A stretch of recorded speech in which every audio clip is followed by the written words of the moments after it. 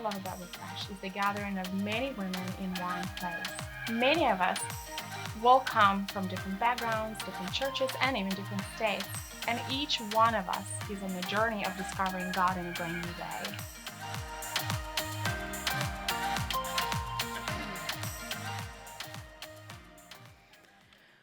Good morning, everyone. This was a nice coffee warm-up, Katie. Good job. I think by now we're all warmed up. Nice. I'm in my stilettos, and I did not tumble down. This is already a victory. This is already a victory. When you stay at home and you work from home, you don't get to walk in stilettos very often. So I thought I will be more enough today by wearing stilettos, just like Robin was talking about. So here are my stilettos, and I love them. But if I do tumble down, I do have a plan B. Katie will give me my flats that I came in this morning. So she will hand deliver me my flats. I titled my talk, A One-Step Program to Living Again. And actually, I'm so glad today is finally here. I have been carrying this message in my heart since probably October. This is when the Lord began to talk to me. And so when Michelle asked me to speak here at the conference, I knew exactly what I'm supposed to say, because this message was born in my heart way before, a few months before that. But I also know this is, in fact, a ladies' conference, right? All of us are ladies. There are just a few men helping. And it would be great if I based all my talk on a life of a woman, but I did not. Instead, we will be learning a lot from a life of a man. Not just any man, a naked man. I know, this is ladies' conference, we're talking about naked man. Not just naked man. I know, it's crazy. Not just naked man, a demon-possessed man. I mean, crazy man, right? That's what it was. And not just crazy man, a man who was homeless and living in a cemetery. But I think as we dive into the life of this person, he's actually going to teach us quite a lot. And so if you brought your Bibles, I would love for you to open Luke chapter 8, and we're going to begin at verse 27.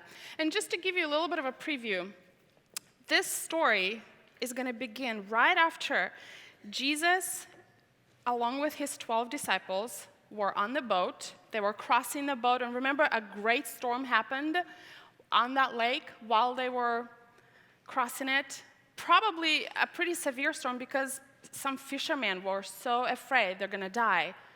But what does Jesus do? He's just peacefully sleeping. He's just dozing off. And then they wake him up. Jesus, why are you sleeping? We're about to die. Jesus gets up, rebukes them for having little faith. Comes the storm. And now they cross this lake.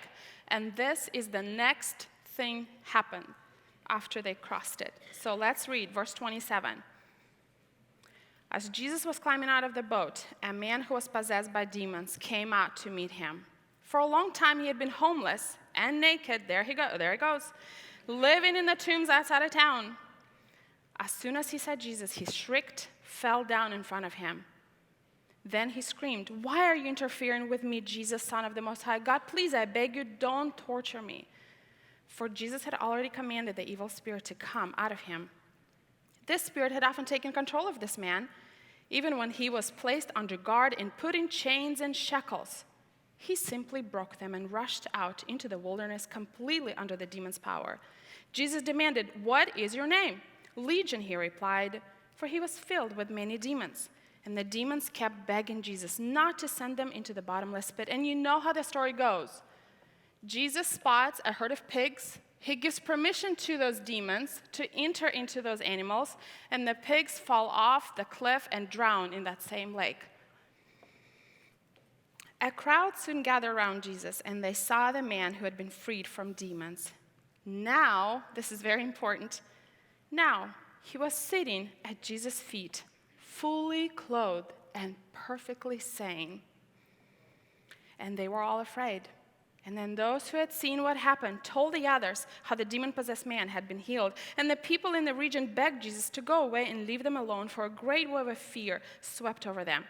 So Jesus returned to the boat and left, crossing back to the other side of the lake, back again on that same lake. And the man who had been freed from the demons begged to go with him. But Jesus sent him home saying, "No, go back to your family and tell them everything God has done for you." So he went all through the town proclaiming the great things God has done for him. Listen, this is one of my favorite Bible stories. And here's why. It paints such a beautiful picture between who this man was before he encountered Jesus and who this man became. Such a drastic picture, and I love it. We don't know a lot about him. We don't know how old he was. We don't know his name, really his real name. We don't know why in the world did he end up having all these demons in him. I mean, one demon is too many. This man had a legion of demons. But a few things Bible does tell us. For example, we know that he was homeless. He was naked. He was demon-possessed, and he lived in a cemetery. And so what I would love for us is to actually explore each one of those little things that we do know about this man in detail and see what is it that we're going to learn. The first one is that this man was homeless. It means that he did not have a place of belonging. He didn't have a home to go to. It means that he did not have any fellowship because he had none. And he had no place of refuge and place of love. You see, all those things are easily found in a family and in a home setting, right? But if you take family away, a home out of your life, it's none of that. But I think if you actually take all of that fluff out, in the heart of it all, I think this man was actually living a life of an orphan. He was actually an orphan. Somewhere along the way, this man had lost his name, a true name. He lost his family, his home, and his future. I guarantee you this man was not named Legion when he was born. I mean, who names a child, "Hey, darling, I'm going to name you Legion"? No. But somewhere along the way, this man actually lost his true name, and he's lost his true identity. And you know what, ladies? A similar journey can actually happen to you and me. A very similar journey can happen to you and me, and here's what I mean.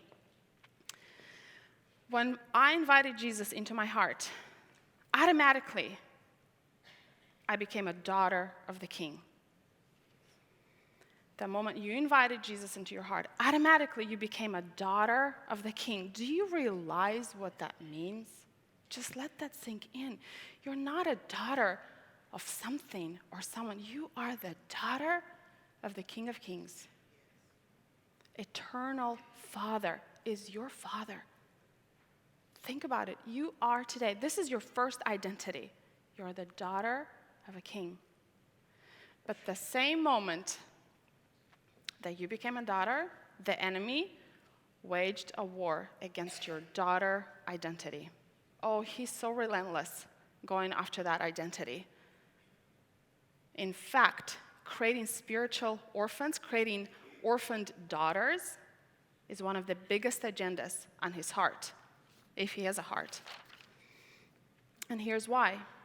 A daughter will always know that she's wanted. If you're a daughter, you will always know you're loved no matter what. You will always know that you're chosen. You're full of faith and confidence, and that you will always know, no matter what, you will always have full access to your Father. And because of that, you will always have a glorious inheritance and a beautiful future. This is what it means to be a daughter. It's huge. It's not a little thing, "Oh, I'm a daughter of the King." No. If this is what you think right now, I want this truth to sink in. You are the daughter of a king. It's huge. It's a big deal. It's what he had accomplished on the cross. But if you're an orphaned daughter, this is what you would feel. You would feel rejected. You would always doubt that you will ever be taken in and loved, even though this is the deepest desire of your heart. An orphan will always feel abandoned, will have little faith, but lots of fear and anxiety. An orphan will always feel unworthy of God and his love. And an orphan daughter will always live as if it's still up to her to figure everything out. As if there is no daddy who will open the door for her. It's a big deal. A daughter will always have an ongoing relationship with her father, no matter what the circumstances are. Because you know you will always have access to your daddy, right?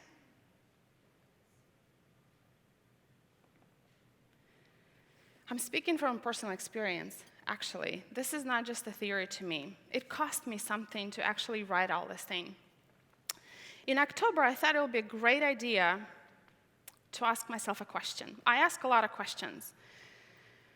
And I thought, it would be great. My friend actually inspired me, that friend who is taking pictures. She had inspired me to ask that question.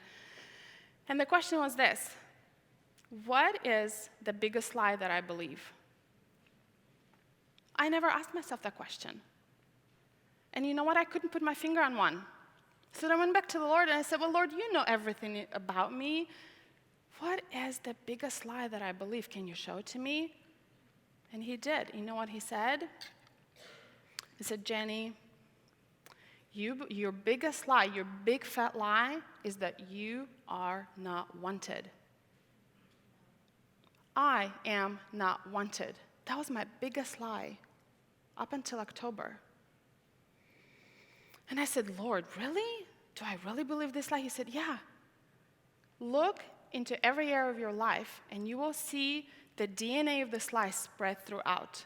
And that's exactly what I did. I looked in all kinds of areas of my life. Parenting, for example. I saw the DNA of this lie even there. My friendships, relationships, oh yeah, it was definitely present there. My marriage, yes. But then I looked especially closely into the area where it's just me and the Lord and no one else present, like no one. And I saw this lie: I am not wanted by my heavenly daddy. This is really what I believed. So then I went back to the Lord and I said, my goodness, Lord, that is just the craziest lie. Why would I believe that? How did it happen? Where did it come from? And this is what he said to me. He said, Jenny, you believe this lie because you live a life of an orphan. You are an orphan. This is what you believe about yourself. I was like, really? I'm an orphan? I'm not an orphan. And you know what? I did not like this answer at all. And I began to argue with him. For several days, I actually argued with him. I would go to bed, wake up, think of another argument that I can present and say, listen, I worked in an orphanage for 2 years. I know who orphans are. I've seen the worst orphans. I've seen the best orphans. I'm not neither. I've seen orphans being adopted. I've seen orphans being left behind. And to be an orphan, you actually have to live in an orphanage. I've never lived there, just worked there. And I kept arguing with him. But then, interestingly enough, this is what he said. He said, you know, Jenny, you don't have to live in the orphanage to become one. It kind of just happens. So then I went back to him and I said, well, how did it happen to me? Because I definitely didn't think I was an orphan. And this is what he said to me. There are 3 factors. He highlighted 3 factors that played a huge role in me developing this orphan spirit that I carried for quite a few years. I did grow up without a dad. My father passed away when I was 4.5 years old. And for many years, you know what I tried to do? I tried to convince myself it was not a big deal. It's okay. I still have a wonderful mom. She loves me. She took good care of me. She provided. We lived well. But you know what? She could actually never be my dad. She was just an awesome mom, and I love her. But she was never my daddy, and she could never be one. Now I have 3 children, and I love watching them have special relationship with my husband, their daddy. It's nothing like it. I could never become a dad, ever, to them. I can only be a mom. So I grew up without having a father connection, without certain amount of safety and security that father brings. And it affected me, how I related to my father. And maybe you also grew up without a dad. Maybe your story wasn't so profound, but apparently, if the Lord showed it to me as number one, it was pretty profound. It affected me. The second factor that played a huge role in me becoming an orphan is that I am a person of 3 countries, 3 very, very different cultures, 3 continents and 2 languages. That's where my accent is coming from. In fact, I don't know where it's coming from. I have 3 countries in me. I don't know which country I belong. I grew up in a country called Tajikistan. You will find it next to China and next to Afghanistan. Very far away, but beautiful, beautiful country. Beautiful, colorful. The colors everywhere were just beautiful. The Tajik people, they love color. It's a warm climate. Tajikistan houses 2nd largest mountains in the world. The Himalayan mountains eventually will become Pamir Mountains. Beautiful country. I loved it. And you know what? I planned to live there for the rest of my life. If you think your childhood was good, mine was better. It was. It was just full of safety. The Tajik people were so lovely and hospitable. I just never thought I'll ever leave. That's me in my childhood. If there's another slide, these are Tajik women. Love them. Beautiful, beautiful culture. But then we kids, we began to hear words like Taliban and war and instability. We didn't know what all those words meant. But one day, I came home. I was at my friend's house, then I came home, and my mom said, some of our friends are coming today to help us pack because tomorrow a container is going to come and pick our things, and we're shipping them to Russia because in 1 month, we're going to be moving to Russia. And now, at this point, I was in my early teens. Now, I visited Russia. I had relatives, my cousins all lived in Russia. But I've never lived. There was a foreign country to me. But in 1 month, I was uprooted from my place, the place I loved and cherished, and planted into a brand new culture and country and among the brand new people. I had to learn how to live in Russia. When we moved to Russia, people said, "You say things differently than Russian people would. You have an accent. That whole accent thing just follows me my whole life. It's just, maybe in heaven I will not have an accent. I bet I will have a perfect pronunciation of every word." But Russia became my new home. And I had to learn how to live there and how to live with people. But this is the place where I began to hear that big fat lie for the very first time. I am not wanted. Because I was a newbie, new person, early teen. Everybody already had their friends, and I ended up having no friends. It was really hard transition for the next 2 years. It was really hard. And that lie began to settle in. You are not wanted. You don't matter. Nobody cares for you. And it began to take quite deep root. Well then, but not all things were dark and grim in Russia. No. The town we moved, it's called Vyborg. Some of the people from Northlands had actually visited. It's a 700-plus-year-old town with a beautiful castle in the middle. And that's the place where I began to hear name Jesus for the very first time. You see, Tajikistan is a Muslim country. There was no Jesus. So at 13, I began to hear this name, Jesus, and I was like, who is Jesus? And I was embarrassed to ask because everybody seemed to know that name, and I was like, who is Jesus? Kto is Jesus? I just thought, this is what I thought. I thought Jesus was a Greek god. But I encountered Jesus. Somebody invited me to a meeting, and at that meeting, they were talking about Jesus, and I encountered his love. And he became my friend in the midst of times when there were no friends. And the trajectory of my life changed forever because of Jesus.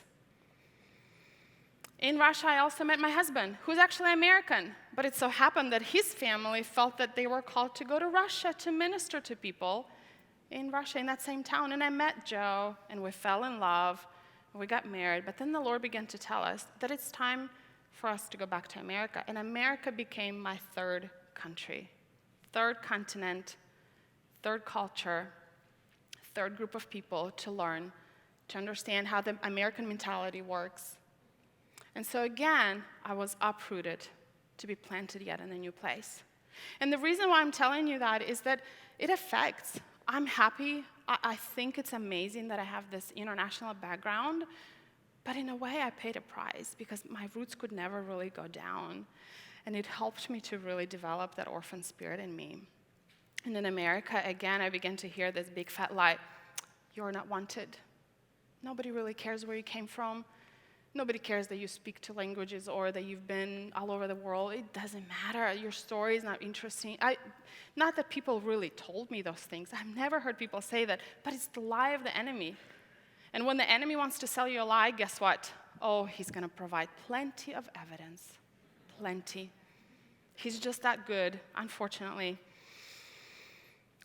And so the third factor that I quickly want to mention is I was the first generation Christian.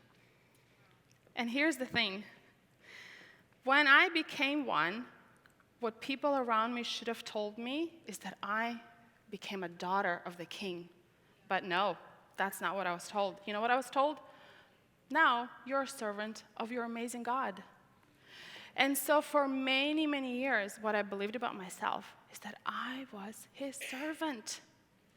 That it's up to me to now find favor with God, that it's up to me now to please him, to grow a ministry, that it really did depend how much Bible I read. If I read a lot, he loved me a lot. If I read little, I was loved little. Nobody told me. I didn't know that first and foremost thing, I was his daughter in whom he delights. So I've simply just learned how to be a great servant. And many years later, now I'm learning how to be a great daughter. You see, ladies, we strive to please him by perfecting ourselves. But is it possible? How's it working out for you? Are you perfect yet? I'm not.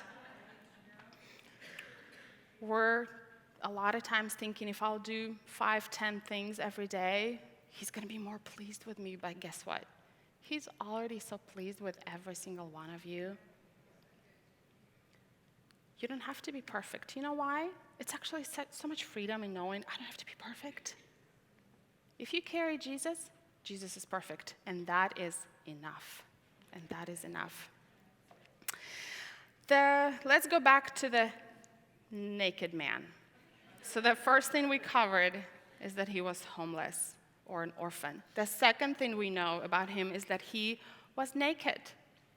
I think today's nakedness actually speaks to shame. Do you hear things like, you're not good enough, you're not qualified, you are not the right size, you have too many flaws, who do you think you are to speak at the conference, you have an accent, this is what I hear. Oh, you don't measure up, you're inadequate. Do you hear those things sometimes? Do you know what it sounds? Do you know what it is? It's the voice of a shame. This is how shame sounds like. And the enemy loves to use shame. It's actually quite an easy weapon to use on us. Remember how people tried helping this man by putting him in chains and shackles? But it never helped, did it? That's what shame does to you and me. Shame puts chains and shackles on your identity, on your destiny, on your dreams, on your future, and on your life. In fact, shame is the opposite of flourishing. I mean, this whole conference is on flourishing. Shame is the opposite of that. Brené Brown has this quote, and I love it. It says, "Shame is the swampland of the soul." And I completely agree. Not a lot of things can thrive in swamp. Maybe frogs, toads, I don't know. But if an oak tree finds itself in the middle of the swamp, guess what's going to happen to that oak tree? It's going to go through a slow process of disintegration. And at the end, this oak tree will never produce another leaf, acorn, or anything. It's going to rot from inside out. This is what shame does to us. In fact, if you look at the dictionaries, what disintegration means, it simply means the process of coming to pieces. This is what shame does to you and me. Shame diffuses our hope and isolates us from our dreams. But I have a good news. There's always a good news. There is an antidote to shame. And it is sharing.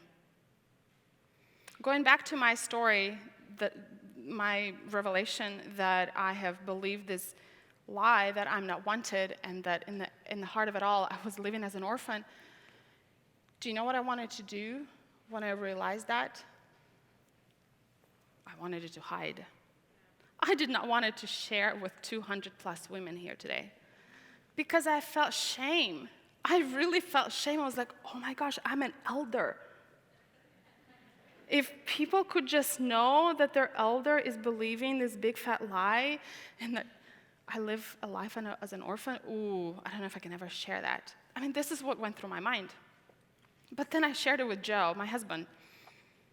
And at the end of it, I realized, hey, that's surprising. I felt empowered at the very end of it. It's like, what? I didn't think that would be the case. Then I shared with my friend. My friend and I take long walks sometimes, and we pray on those walks, and I shared it with her, kind of everything. That walk was very long. But at the end of the walk, I realized, oh my goodness, I felt the empowerment and emboldened again by it. And I started to think about it. It's like, wow, I should talk more about it because, hey, sooner or later, this whole shame thing is going to lose its grip. And so then I met with a few other friends for coffee and for breakfast, and I shared this whole story, and they were like, wow. And I thought, wow, I feel so empowered by my own story. And I realized this is what you do with shame. The end to kill it is you begin to talk about it. So ladies, I really want to encourage you that if you're struggling with shame, I know some of us struggle with shame more than others. But if shame is chasing you, first, I really want to just encourage you, recognize it, look in its eyes, and say, I know your voice, I know who you are, and then find someone who is safe, who you can trust, and share your story. At the end of it, you will actually be empowered. The third thing, going back to the naked man again, he wasn't just naked, he was actually demon-possessed. This man was living a habitual life of saying a yes to the enemy over and over and over again. Like I said earlier, having one demon in you is too many. But this man, his name was Legion. If I was a Roman general and you came to me and you said, how many people do you have in your army? I would say, I have a legion of men. Do you know what that meant? 6,000 men. It's not a small number. This was the name of the man that we meet in the cemetery. I don't know if he had 6,000 demons in him, but I know it was enough to fill the herd of pigs, right? Hundreds? I don't know. This man was living a life of saying yes to the enemy again and again and again. Same can happen to you and me. When you choose to believe a lie, when you really believe it, somebody mentioned, I think Robin, or maybe Lindsay, you're actually saying yes to the enemy. You're giving him the power and authority to occupy your life. So when I said yes to that big fat lie, I'm not wanted, oh my goodness, I've been robbed of so much inheritance. But that's okay. The Lord is always restoring. He's in the restoring business.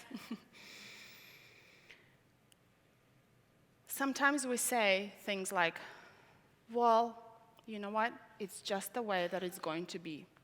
It's just the way it's going to be. It's been like that in my family for generations. I'm no different.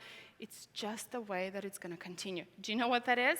You're given it. When you believe that, you're given permission for the enemy to occupy the territory of your life that you're talking about. This is your settle yes to the enemy. And we cannot give yeses to him. He doesn't deserve it. The only yes we should give is to Jesus, is to God. And like I said a little earlier, if the enemy is in the business of selling you a lie, he will provide plenty of evidence. A couple of years ago, Joe and I were invited to the wedding, and it was a beautiful wedding. We really enjoyed the people, beautiful ceremony, but their reception was maybe a little bit not very well organized. Maybe it was not as Pinterest like your wedding, right? Well, when it was time to sit down and eat, guess what happened? There were no spot for Joe and I to sit at. I mean, can you imagine, at the wedding? And guess, I know you're so quiet, you're feeling so sorry for me. Listen, it was so sad. It was really sad.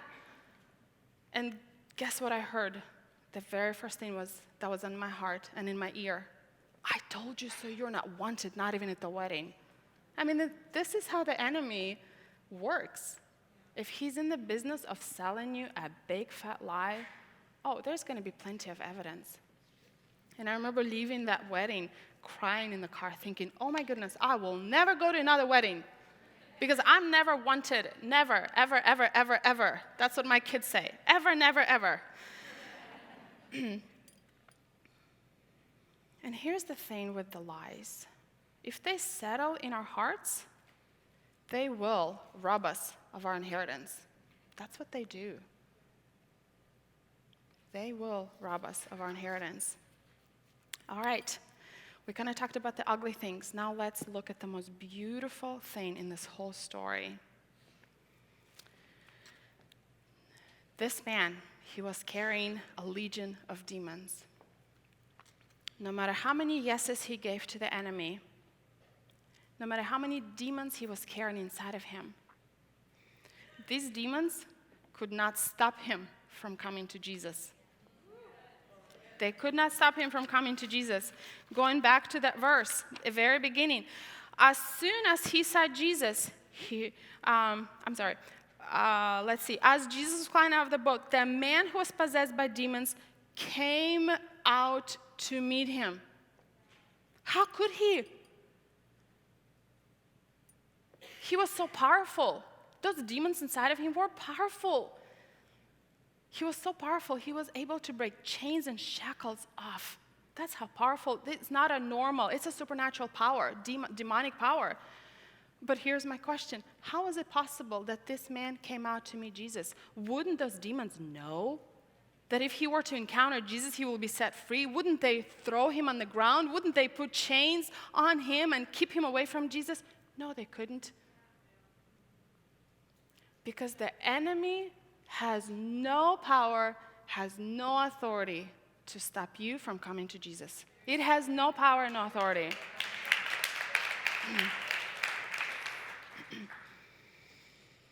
No matter how many yeses you gave to the enemy, if today you want to come and meet Jesus face to face, the enemy has no power to stop you.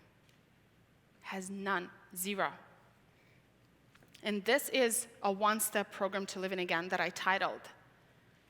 You know, in America, there are a lot of programs. There's a 12-step program if you're struggling with addiction. There's 30 days to healthy living to clean your gut and restore your body. There's 14 days to losing 14 pounds.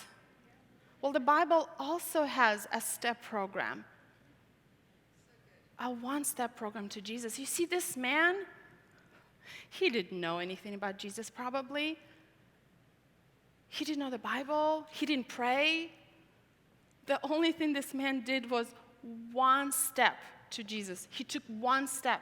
How is it possible? But guess what? Jesus was enough for him. He was enough for this man because this is the conclusion. A minute ago, this man was living in a cemetery. He was living with the dead. I don't think it's a coincidence that we find this man living in a cemetery. You see, There is no breath, no life, and no future. The only thing that cemetery offers us are memories, past, dead bones, tombs that represent the lives of people. And this is where the man lived a minute ago. But now, we find him sitting at the feet of Jesus. Wow. But a minute ago, he was living with the dead. But now he's sitting with Jesus at his feet. Whew, how did that happen? One step. A minute ago, this man was naked, covered in shame, living away from society. But now, we find him being fully clothed. A minute ago, this man was a crazy, demon-possessed man. And now, I love that the Bible says he was perfectly sane.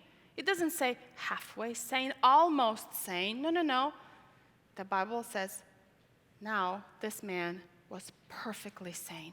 Perfectly sane. When we meet Jesus, it's not a partial. It's 100%. It's not partial, it's 100%. A minute ago, this man was in the natural without any future. There was nothing for him. Nothing. He was the outcast of society. But now, this man is actually carrying a message of life. Wow, how is it possible? This is why this story is one of my favorite Bible stories. And that's why I thought we should talk about this naked, demon-possessed man at the ladies' conference, because I think he's going to teach us a lot, all right? So my question is this to you. You see, this man did just one thing. He just took one step forward. Your tiniest action is so much better than your greatest intention. And I want to leave you with a couple of questions.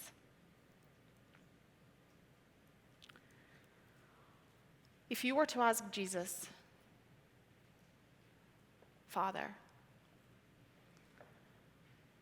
what is the one step that I can take today? What would it look like?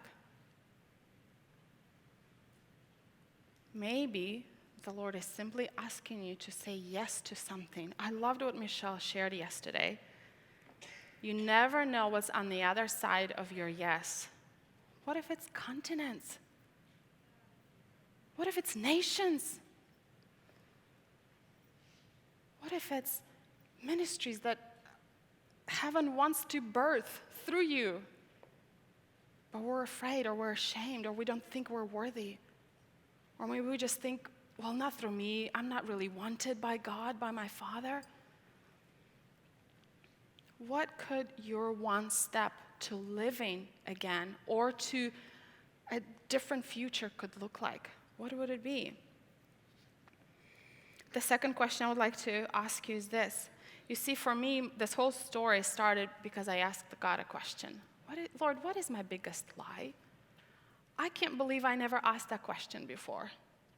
I've never. Have you asked yourself that question? If not, I would. It's a great question to ask. And maybe there is no big lie, and that's amazing. It really is. But maybe there's a message that will come out of your biggest lie that you believe. And the third one is this. When Michelle asked me to speak at the conference, and she told me that the whole theme of this refresh will be flourish, I actually sat down and I thought, do I know what makes me flourish? And you know what? I kind of spent a good few minutes thinking through that question. It wasn't easy for me, just like, oh yeah, this is it. But now I know because I took the time and I asked myself that question. I would love to encourage you to ask yourself a question too. We're going into the ministry time when you will be encouraged to journal and just talk to the Lord and talk to yourself. Do you know what makes you flourish? Because if you do, then you'll give the right time to all those things. For example, for me, listen, having 3 kids is busy, right? When I drop them off at school and I can come inside of my house, close all the doors, pour myself some freshly brewed coffee and sink into the couch, that makes me flourish. That makes me flourish. I'm telling you, it makes me flourish. I don't have a lot of mornings like those, but when I do, I hear God. Time with my husband where we lock our eyes and our hearts together and I can share those deep things, or he can share deep things the Lord has shown him, those times make me flourish. Time with friends. Oh, I need that time weekly where I can meet with my friends and talk and just share things, cry together,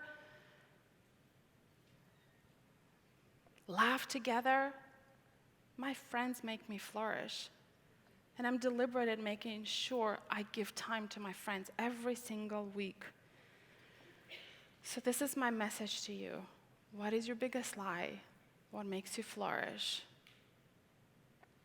And what is the one step that the Lord may ask you today to take? What does it look like? Thank you.